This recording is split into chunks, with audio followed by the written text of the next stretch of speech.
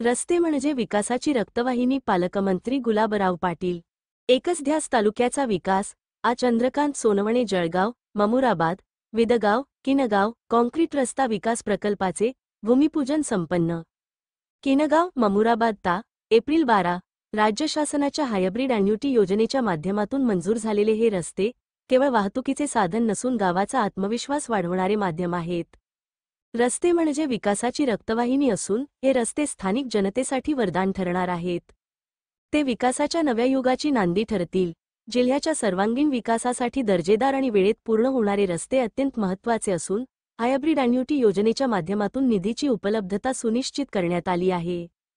त्यामुळे ठेकेदारांनी रस्त्यांचे काम दर्जेदार आणि वेळेत पूर्ण करावे असा स्पष्ट इशारा पाणीपुरवठा व स्वच्छता मंत्री तथा पालकमंत्री गुलाबराव पाटील यांनी दिला. ते ममुराबाद, विदगाव, किनगाव मार्गावरील कॉन्क्रीट रस्त्यांचे भूमिपूजन पालकमंत्री पाटील यांच्या हस्ते करण्यात आले. यावेळी ते बोलत होते. राज्य शासनाच्या हायब्रिड ॲन्युटी योजनेअंतर्गत मागील वर्षी मार्च महिन्यात जळगाव जिल्ह्यात 438 किमीचे कॉन्क्रीट रस्ते मंजूर करण्यात आले असून यासाठी तब्बल 1961 कोटी रुपयांचा निधी मंजूर आहे. चोपड्याचे आमदार प्राध्यापक चंद्रकांत सोनवणे म्हणाले की जनतेचे आशीर्वाद कधीही विसरणार नसून गाव तिथे विकास केला जात आहे. या भागांतील शेतकरी, व्यापारी, विद्यार्थी, कामगार आणि सामान्य नागरिकांना आता जलद, सुरक्षित आणि सुलभ दळणवळणाचा पर्याय उपलब्ध होणार आहे. शेतीमालाची वाहतूक सुलभ होऊन ग्रामीण बाजारपेठांना चालना मिळणार आहे. दर्जेदार रस्त्यामुळे संपूर्ण दळणवळण अधिक गतिमान होईल. पुढील 10 वर्षांपर्यंत त्याची देखभाल व दुरुस्तीही ठेकेदाराकडूनच केली जाणार आहे. त्यामुळे रस्त्याची गुणवत्ता कायम राहील असा विश्वास त्यांनी व्यक्त केला. आम्ही साहेबांना हीच विनंती केली होती की साहेब आम्ही आपल्या बरोबर येतो आहोत, पण आमच्या तालुक्यामध्ये विकासाला निधी कमी पडता कामा नये. आणि आपल्याला सांगताना आनंद वाटतो की आदरणीय एकनाथराव शिंदे साहेबांनी आमदार लता सोनवणेंनी ज्यावेळेला पत्र दिलं गुलाबरावांचं सहकार्य आणि आपल्याला खूप निधी मंजूर झाला आणि त्या निधीतनं आपले सर्व कामं आज सुरू आहेत. जवळपास हा 101 कोटीचा हा रस्ता आहे. हा रस्ता मंजूर झाल्यानंतर आम्ही ज्यावेळेला लोकांना सांगायचो की असा रस्ता मंजूर आहे, कोणाला खरं वाटत नव्हतं. प्रत्येकाला वाटायचं की पुढारी खोटं बोलतात, पण आपल्याला चांगल्या पद्धतीने माहिती आहे की मी कधीच खोटं बोलत नाही. आजही आपण पाहिलं असेल की महाराष्ट्राचे लाडके मुख्यमंत्री आदरणीय देवेंद्रजी फडणवीस साहेब, उपमुख्यमंत्री आदरणीय एकनाथरावजी शिंदे साहेब, आदरणीय अजितदादा पवार हे महाराष्ट्रात चांगलं काम करतात. त्यांना सर्वात महत्वाचं सहकार्य कोणाचं लाभत असेल तर आपले पालकमंत्री आदरणीय गुलाबरावजी पाटील साहेब, आदरणीय होणार आहे. शेळगाव बॅरेजचं पाणी हे जास्त पाणी असल्यामुळे एक्सेस पाणी सोडावं याच्याकरता आम्ही बैठक घेतली. तेव्हाही आमच्या विरुद्ध प्रचार केला गेला. हे धरण खाली करून टाकतील. अरे ते पाणी नाही खाली केलं तर ते काय करायचं आहे?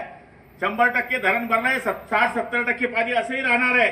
पण खाली जर पाणी नदीमधून गेलं तर 5-25 गावांना जी टंचाई भासणार आहे ती भासणार नाही म्हणून आम्ही पाणी सोडलं. त्याच्यात पण या लोकांनी राजकारण केलं. आणि तुम्हाला सांगू का, या जुन्या कंदिलांचं कोणीच ऐकत नाही आता गावात. यांनी आयुष्यात कधी कामं केली नाही, कधीच आयुष्यामध्ये कामं केली नाही. नुसता प्रचार केला, प्रसार केला आणि लोकांना वेडं करण्याचा प्रयत्न केला.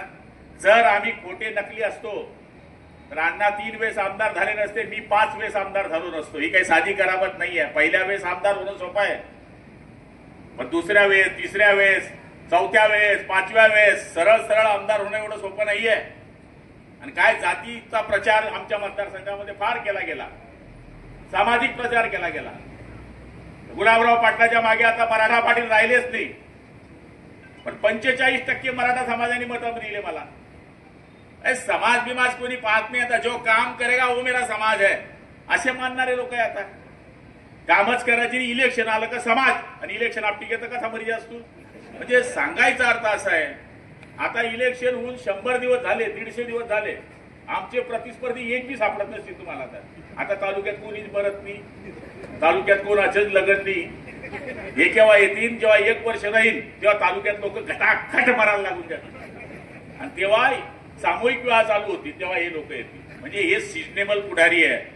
आम्ही लग्न असो, मरण असो, शेंडी असो, हनुमान जयंती, राम जयंती, आंबेडकर जयंती, वाल्मिक जयंती, महात्मा फुले जयंती, कोणत्या जयंत्या सांगू तुम्हाला, आम्ही सगळ्यात कामांकरता लोकांकरता हजर असतो. 24 तास आमची जनतेकरता सेवा असते. त्या